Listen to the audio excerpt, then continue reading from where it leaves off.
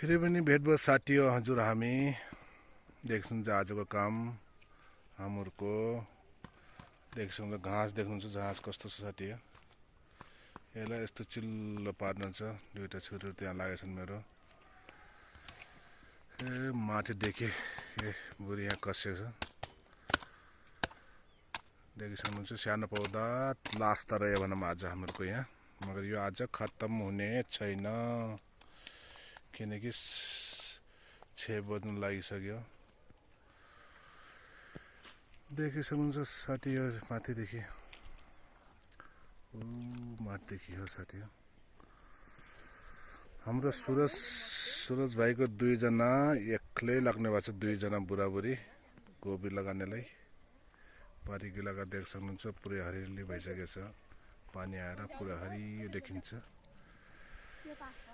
हजुरले देख्नुहुन्छ साथी हो मेरो मुला साथी हो फेरि ब्रेकको बाट